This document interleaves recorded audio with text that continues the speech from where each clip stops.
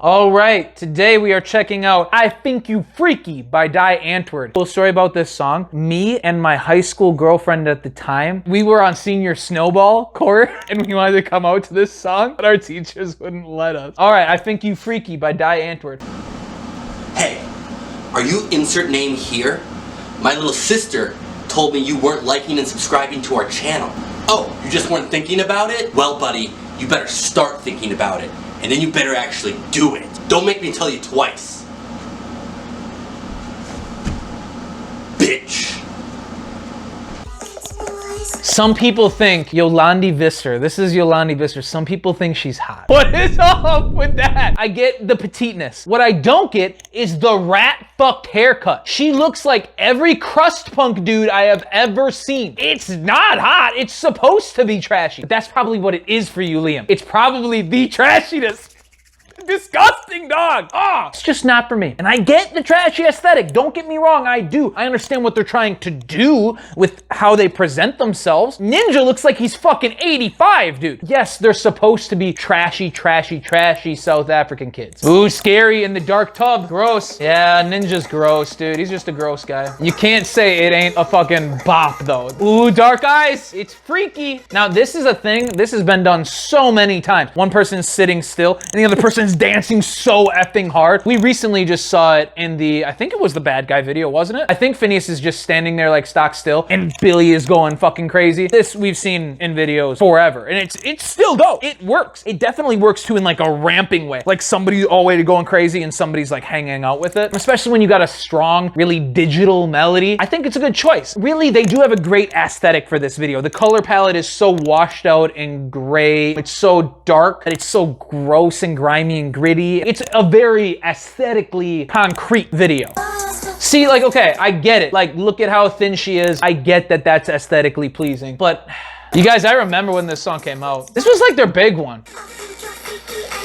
Oh, she's got rats on her.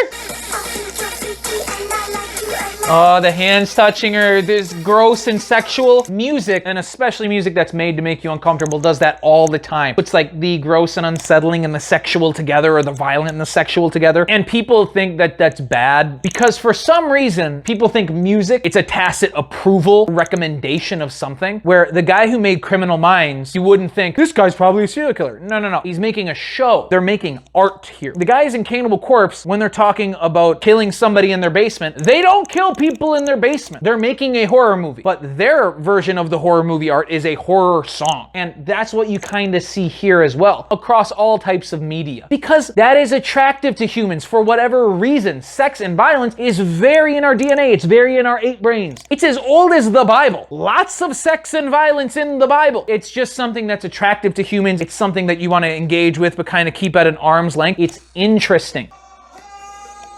Now Ninja's gonna get it.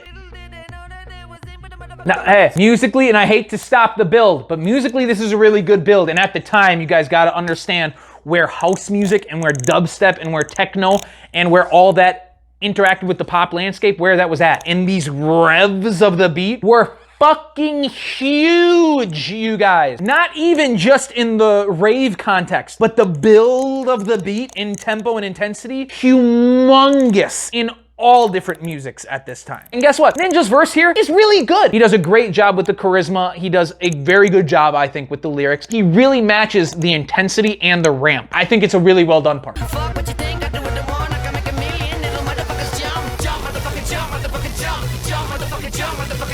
So another thing that goes on with Ninja here is his delivery, and I think that really helps with how cool his voice sounds, especially during this part. It's the same way, if you're a Sepultura listener, Max Cavalera, when he was singing things like Mass Hypnosis. Mass Hypnosis! Mass Hypnosis! His Brazilian accent, it really upped how brutal his voice sounded, or even things like Roots, Bloody Roots. He's saying, Roots, Bloody Roots. His Brazilian accent very, very much informed how brutal his voice got when he was even just doing a regular thrash shout. My man Ninja here, he's got that accent very, very forward in his mouth, and he's mindful of it while he's doing this, and I think it makes his delivery so much better, especially for this part. And then she looks with wide eyes into the camera. Her being freaky is a part of her appeal. So lyrically, this is kind of honestly a big selling point and a big stamp of this is who we are that helped Antwoord break. They're freaky and you like them a lot. Ooh, look at all this freaky imagery, guys. Oh, Yolandi's kind of going crazy there. The grossness and grotesqueness of the faces. Really, this video is a perfect example of how to stick a style. Not really a story going on in here. And honestly, a lot of the violent movements and off-kilter movements of the bodies, they're meant to be grotesque, but strangely satisfying and a little bit attractive. I think they really nail that oddity. And we're head back in that really just sticky chorus. It sticks in your head.